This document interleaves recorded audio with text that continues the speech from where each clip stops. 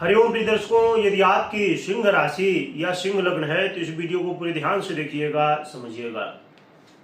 इस वीडियो में हम समझने वाले हैं कि 10 सितंबर से लेके और आने वाले 13 सितंबर का ये जो समय है ये कैसा रहने वाला है आपके लिए।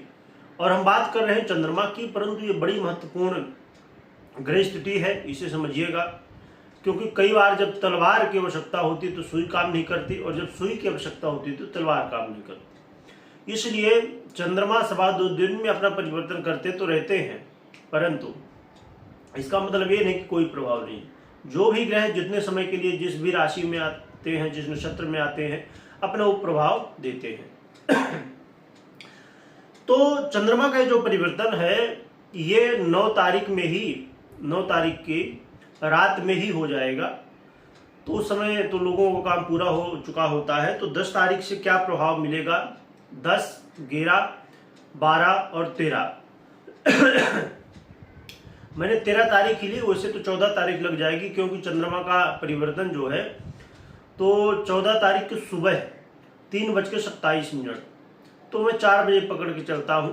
तो उस समय तो लोग काम नहीं कर रहे होते ज़्यादा तब, तो इसलिए हम 13 तारीख ले रहे हैं। तो 10 से 13 तारीख, तो 10 तारीख को रात्रि में ही, यानी कि 9 तारीख की रात्रि में ये 10 बजे के बाद आ जाएंगे वृश्चिक में, और 10 बजे वृश्चिक में आएंगे, और फिर 11 तारीख को रात में, समझिए कि 12 तारीख ही पकड़ चलिए, तो 12 और 13 ये समय होगा जब धनु में होंगे।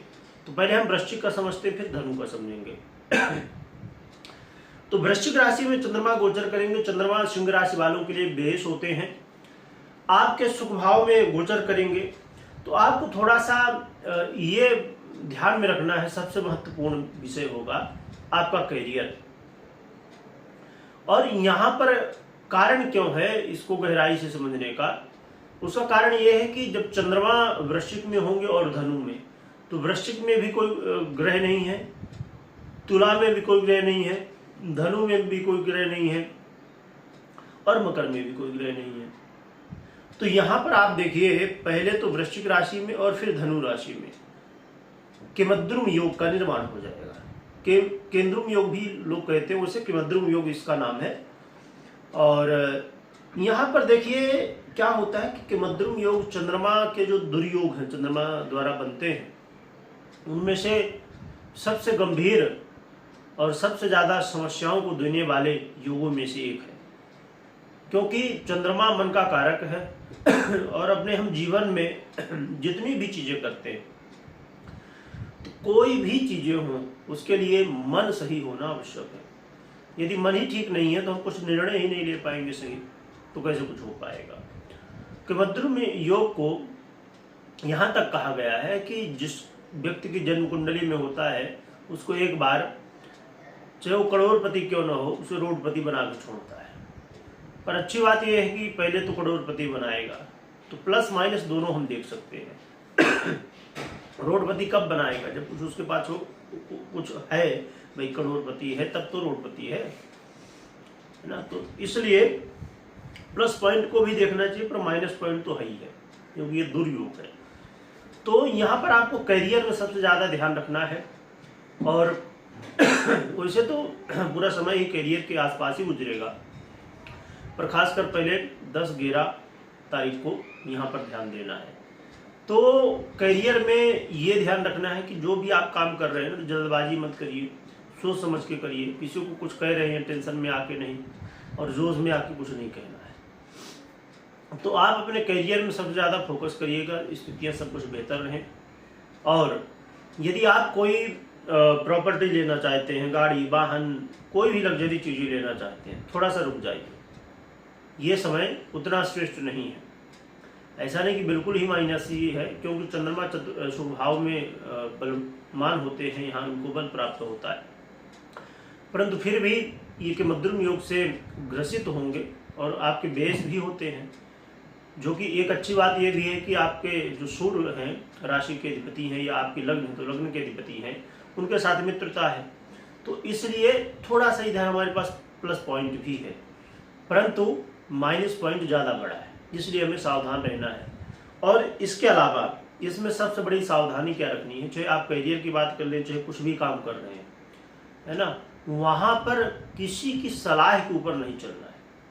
हो सकता है कि वो बहुत अच्छा व्यक्ति, आपका बहुत घनिष्ठ व्यक्ति हो, मित्र हो या जो भी, तो सलाह ठीक है, कोई दे रहा है, कोई अपना अच्छा व्यक्ति है, हमने सुन लिया, परंतु उसमें कि वो चीज़ को हम अप्लाई कर दें जैसा सामने वाले ने कहा, तो उससे पहले हमें भी अपनी बुद्धि लगानी चाहिए, समझना चाहिए कि हाँ क्या सही है क्या गलत है, फिर आगे बढ़ना चाहिए, तो ज़्यादा बढ़िया रहेगा हमारे लिए।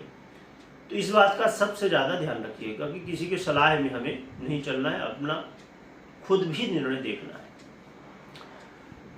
और थोड़ा सा ये मौसम भी है और थोड़ा सा सर्दी जुकाम होने की संभावनाएं, स्वास्थ्य खराब होने की संभावनाएं, गले या तो सीने से संबंधित समस्याएं होने की संभावनाएं देखी जा सकती हैं।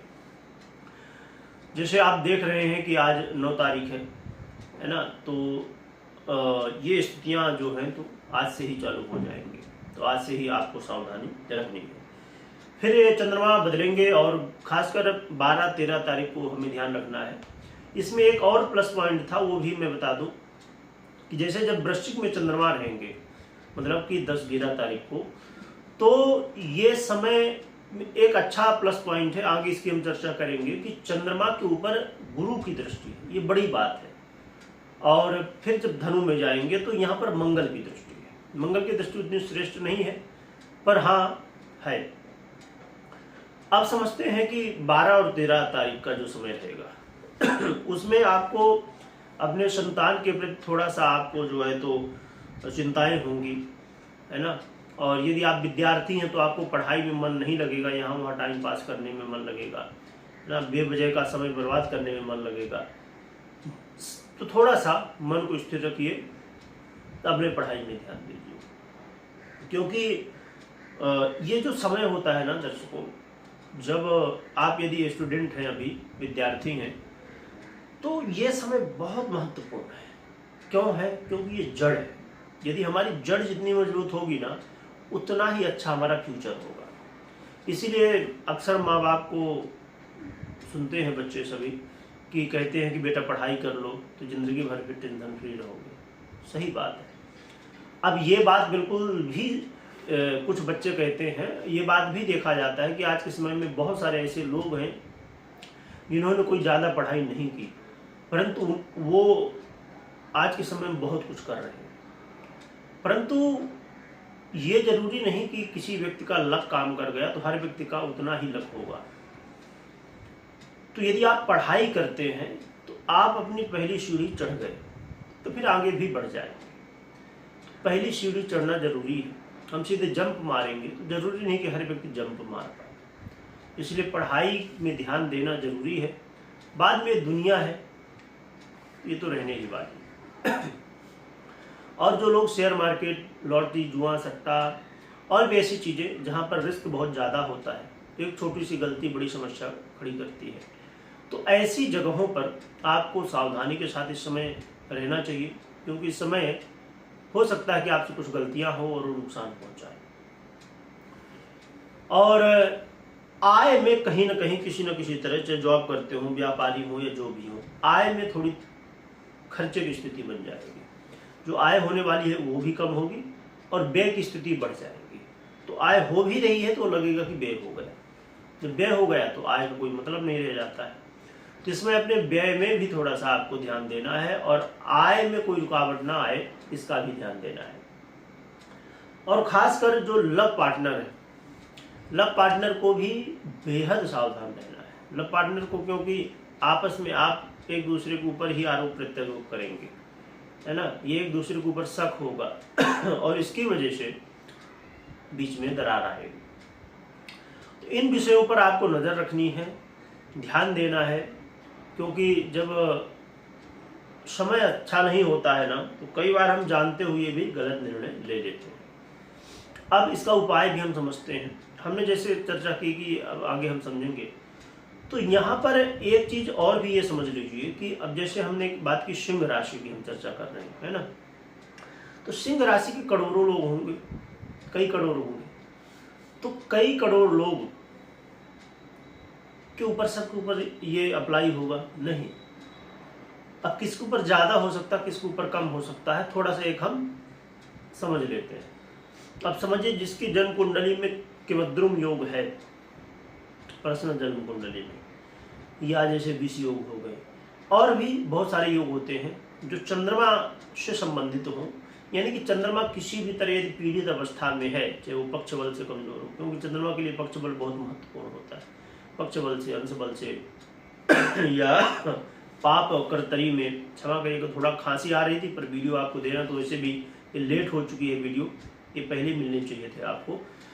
तो यहाँ पर चंद्रमा किसी भी तरह पीड़ित हो, है ना, पाप कर्तरी योग में हो, नीच का हो, तो ये जो स्थितियां मैंने बताई ये ज्यादा घट सकती है ना, ये समस्याएं ज्यादा देखने को मिल सकती हैं। परंतु जिसकी जन्म कुंडली में देवगुरु बृहस्पति मजबूत हुई है, चंद्रमा मजबूत हुई है, देवगुरु बृहस्पति को मैंने क्यों कहा, क्योंकि देवगुरु बृहस्पति की दृष्टि आप देख रहे हैं ना, गोचर में है चंद्रमा के ऊपर। यदि देवगुरु बृहस्पति मजबूत है तो उसका प्रभाव आपको देखने को यहाँ और बढ़ जाएगा। तो चंद्रमा यदि मजबूत अवस्था में है, दशाएं अच्छी चल रही हैं, तो आपको ये समस्याएं नहीं देखने को मिल सकती हैं। और एक चीज और जिनको समस्याएं देखने को मिल सकती हैं कि समझिए कि चंद्रमा की महादशा है, या तो अंतर्दशा में चंद्रमा है, जैसे शनि की महादशा अंतर्दशा चंद्रमा की, राहु की महादशा चंद्रमा की अंतर्दशा, मतलब किसी भी तरह पीड़ित अवस्था है तो समस्याएं बढ़ सकती हैं। अब इसका उपाय क्या है? सबसे बड़ा उपाय है भगवान भोलेनाथ की आराधना। चंद्रमा की कैसी भी स्थिति हो, कोई भी दुर्योग आपकी कुंडली में बना हो, चंद्रमा द्वारा कोई भी पीड़ित अवस्था हो आपके जीवन में, भोलेनाथ की आराधना करिए, सब कुछ बढ़िया हो जाएगा। तो कमेंट में ओम नमः शिवाय लिखिएगा, लिखने के साथ स्मरण करिएगा। वीडियो देखने के लिए बहुत बहुत धन्यवाद।